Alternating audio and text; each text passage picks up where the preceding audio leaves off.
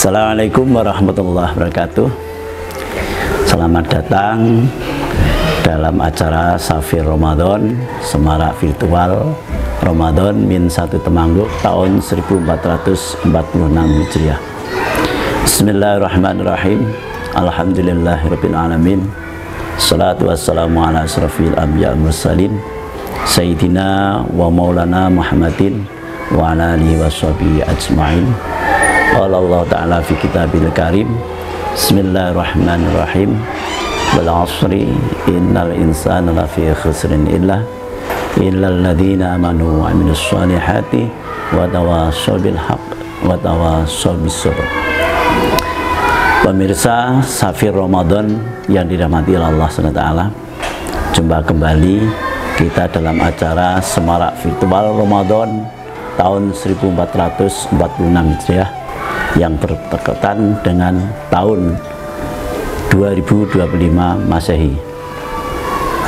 Sebagaimana tadi yang saya sampaikan di depan, bahwa sebenarnya manusia di dunia ini amatlah rugi. Innal insana lafi khusrin. Itu disebutkan ada pengecualian, yaitu ilal ladzina amanu, kecuali orang-orang yang mau beriman,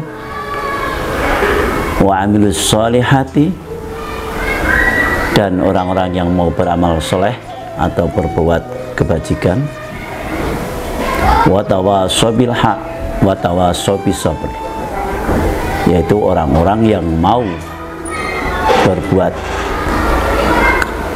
yaitu orang-orang yang mau saling menasihati dalam hal kebenaran dan dalam hal kesabaran. Pemirsa Safir Ramadan yang dirahmati Allah Subhanahu wa taala, orang-orang yang beriman sudah jelas bahwa dia yakin segala sesuatu yang dilakukannya di dunia ini tentu pada akhirnya akan mendapatkan balasan, atau tentu akan mendapatkan hasil atas apa yang dilakukan di dunia ini. Demikian pula dengan amal ibadah soleh atau amal ibadah yang baik.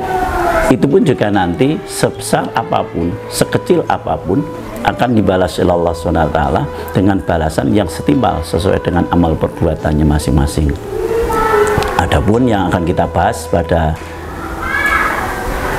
acara virtual semarak Ramadan di tahun ini, yaitu terkait dengan wa amilus sholihati wa tawassaw bil haq, yaitu wa tawassaw bil haq wa tawassaw bis sabr. Saling menasihati dalam hal kebenaran dan saling menasihati terkait dengan kebenaran itu merupakan sesuatu yang tidak mudah. Sebagaimana kita ketahui bersama bahwa segala sesuatu yang kita lakukan, segala sesuatu yang kita sampaikan kepada orang lain, meskipun kita anggap terkadang itu baik, belum tentu sesuatu itu akan bisa diterima secara baik pula. Namun demikian, bagaimana cara kita agar apa yang kita sampaikan kepada saudara-saudara kita agar bisa diterima secara baik? Maka ada caranya. Salah satunya adalah dengan cara kita menyampaikan secara bijak, menyampaikan secara baik kepada mereka. Jangan sampai apa yang kita sampaikan itu akan menuai atau menyebabkan permasalahan baru, sehingga akan menimbulkan saling menyakiti antara satu dan yang lain. Sebagaimana disampaikan oleh Imam Al-Fudal bin Iyad dalam kitabnya, yaitu Jamil Ulum wal Hikam, beliau mengatakan bahwa seorang mukmin itu biasanya akan menutupi aib saudaranya, dan seorang mukmin itu akan menasihati apabila saudara kita melakukan suatu kekeliruan. Lain halnya dengan orang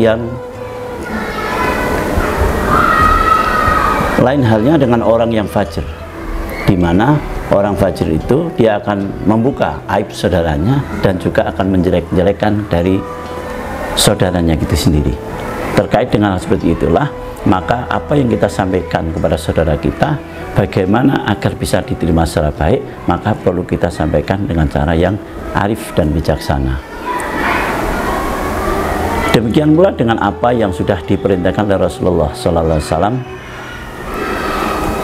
bahwa ad-dinun nasihat, agama itu adalah nasihat.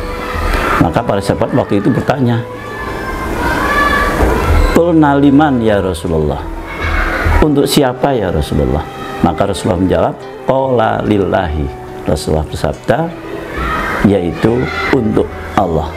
Dalam kaitannya dengan untuk Allah ini sudah jelas, amal ibadah yang kita lakukan tidak ada kata lain selain adalah ibadah kepada Allah SWT.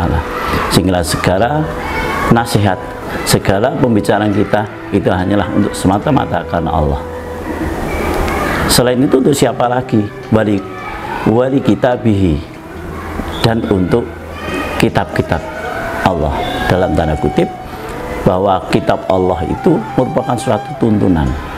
Segala ajaran agama yang diberikan oleh Allah SWT tertuang secara jelas di dalam kitabnya, mana yang perlu kita lakukan dan mana yang tidak boleh kita lakukan sama sekali. Atau dalam artian, apakah ini bermanfaat bagi diri sendiri, apakah ini bermanfaat bagi masyarakat, keluarga, agama, bangsa, dan negara juga. Kemudian untuk yang berikutnya, wali rasulihi. Jadi nasihat itu semata-mata karena apa? Karena ini perintah Rasulullah, karena perintah dari Rasulullah Allah, wali rasulihi, yang mana Rasulullah akan menyampaikan segala sesuatunya itu akan didasarkan atas apa yang diberikan Allah di dalam kitabnya. Kemudian yang berikutnya yaitu wali aimmatil muslimina wa amatihim, yaitu untuk para pemimpin kaum muslimin dan juga untuk kaum muslimin seluruhnya.